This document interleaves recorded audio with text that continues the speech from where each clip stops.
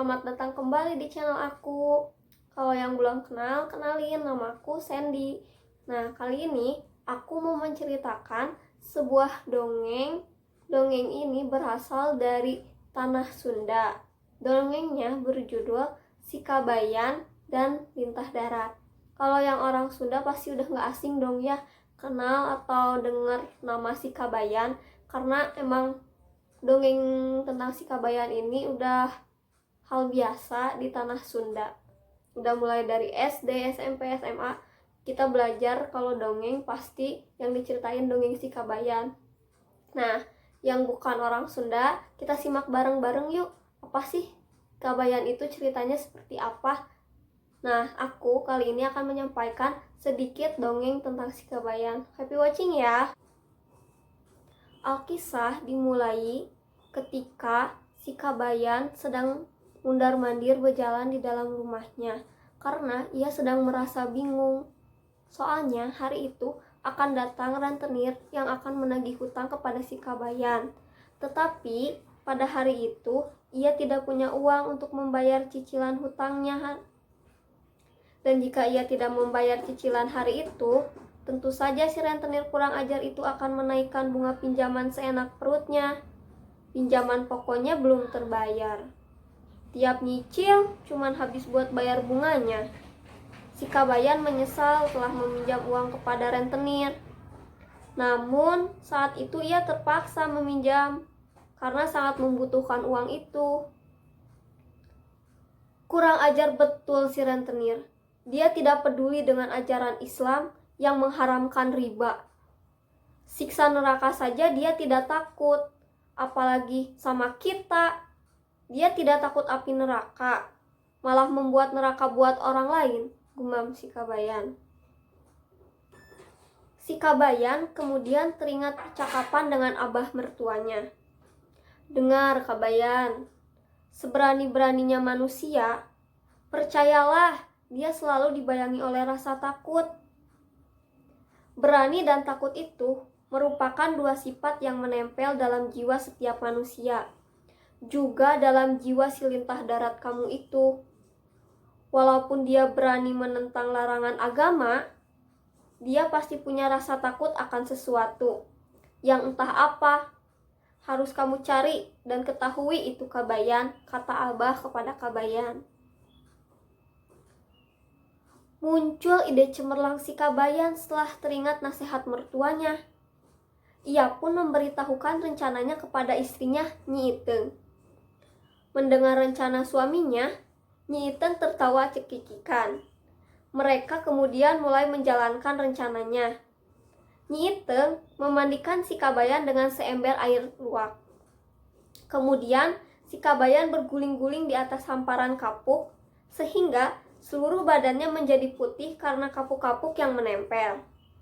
Wajahnya mengenakan topeng si cepot warna merah. Kabayan kemudian masuk ke dalam sebuah kurungan ayam yang di atasnya ditutupi sehelai kain. Tidak lama kemudian, si rentenir datang ke rumah Kabayan untuk menagih hutang. Setelah mengetuk pintu, Nyi Iteng membuka pintu dan mempersilahkan si rentenir masuk rumah. Kang Kabayan tidak ada di rumah, Tuan. Jadi belum bisa bayar hutang hari ini. Lain kali saja, Tuan, kata si Iteng. Loh, tidak bisa begitu. Kemana dia? Dia kan tahu saya akan datang untuk menagih hutang hari ini. Kemana dia pergi? Enak betul si Kabayan, berani pinjam uang, giliran ditagih malah menghindar terus, kata si rentenir. Kang Kabayan sedang menghadap kepala polisi, Tuan. Mau melaporkan bahwa dia baru menangkap seekor burung yang aneh. Burung itu akan diserahkan ke Pak Polisi. Itu burung anehnya ada di dalam kurungan ayam, kata Nyi Iteng kepada si rentenir. Aneh bagaimana? Saya mau lihat. Mana? Lintah darat itu ingin melihatnya. Tapi si Iteng segera melarangnya. Jangan, Tuan. Jangan. Tuan besar kepala polisi sudah memerintahkan kami bahwa burung ajaib itu tidak boleh diperlihatkan kepada orang lain sebelum beliau melihatnya, kata Nyi Iteng kepada si rentenir. Tapi si rentenir yang merasa penasaran tidak peduli. Lalu kurungan ayam itu diangkatnya. Tapi begitu diangkat kurungannya, si Kabayan yang badannya penuh kapuk itu lari sambil mengepak-ngepakkan kedua belah tangannya seperti burung mengepak-ngepakkan sayapnya.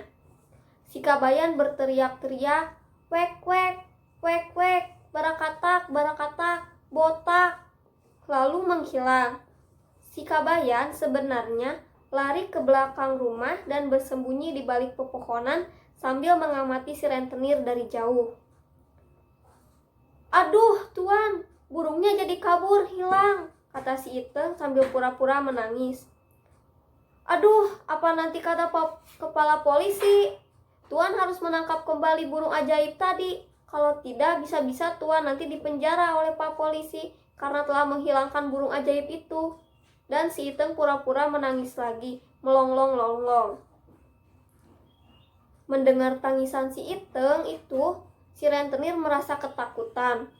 Wajahnya berubah pucat pasi. Ia sangat takut kalau harus ditangkap polisi dan hidup di balik jeruji besi.